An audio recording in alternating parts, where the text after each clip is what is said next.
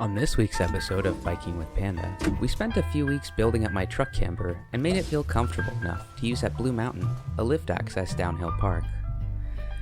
I built a shoddy cabinet out of laminate to house all of the electrical, with a 6-switch panel on the side to control lights. In the first part of my build, I used tiny blocks of wood to hold the solar to the metal roof. This time I used 2x4s with pocket holes to tie it all together as a single solid unit. I've done all this building on my own, and putting the ceiling up by myself proved to be one of the most interesting challenges. I did, however, discover a handy trick that helped pull it off.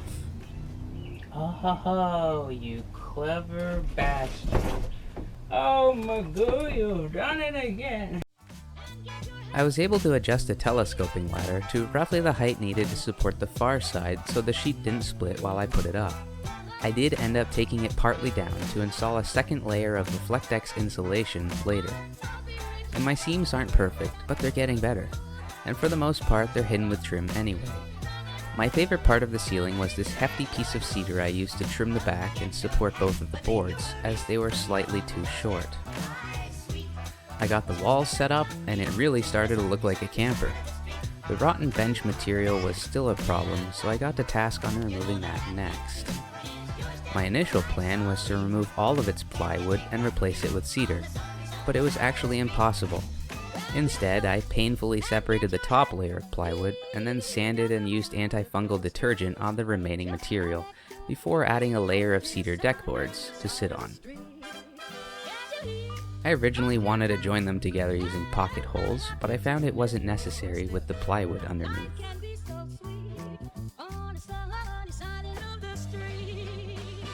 This will serve as the main sitting area, and though cedar is nice to look at, I'll probably be finding some cushions soon so my butt stops going completely numb. I put my mattress in, and you can see now that I've wired some lights and some outlets. There are less items on the to-do list than ever before. So I ran out of excuses and patience at roughly the same time, provoking me to pack up all my food and bike stuffs for the long drive to Blue Mountain. I got there Thursday night, worked on Friday morning, and then spent the evening riding downhill. And this definitely qualifies as glamping. And I can't believe it's possible.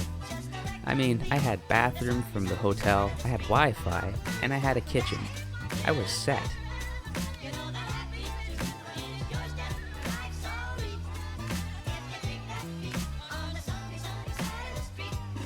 Finally, my workday ended and I got out on the slope, starting with the green run.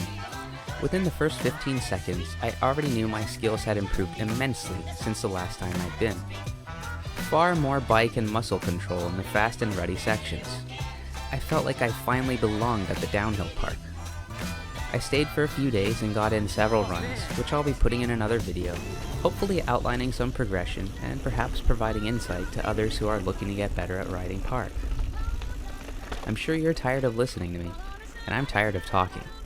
So now I'll leave you to the sounds of my riding.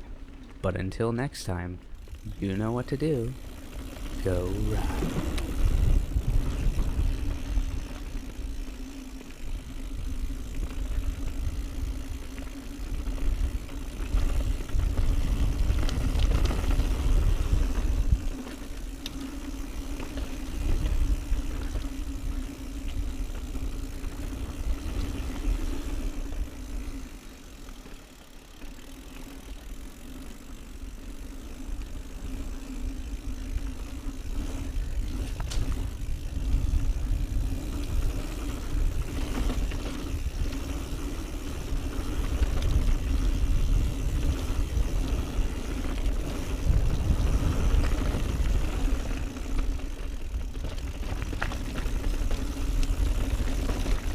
Oof.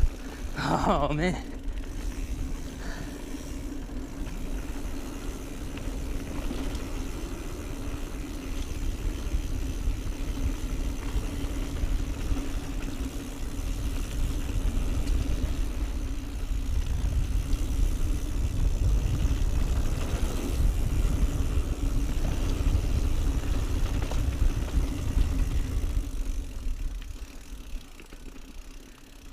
This turn is so fucked.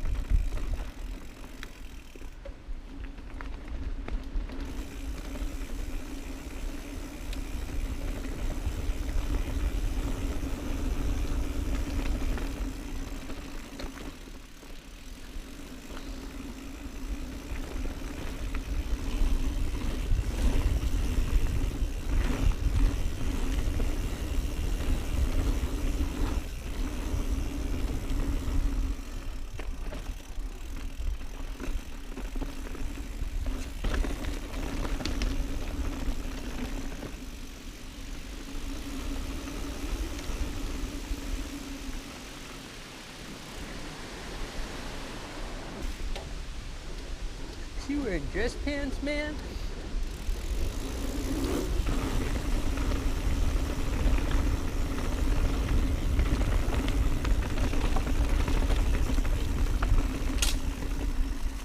Oh fuck, that was close.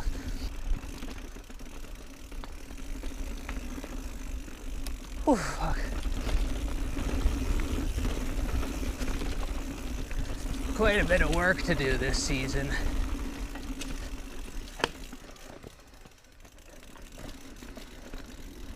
Like there.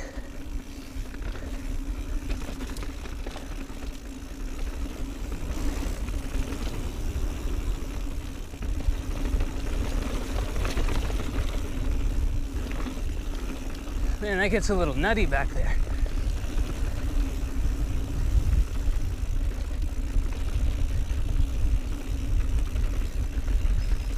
Oh, shit. Oops. I'm supposed to stay on the course. Bike. That was all the bike's fault that time. 100%. Totally nothing to do with me being unfit or tired or anything.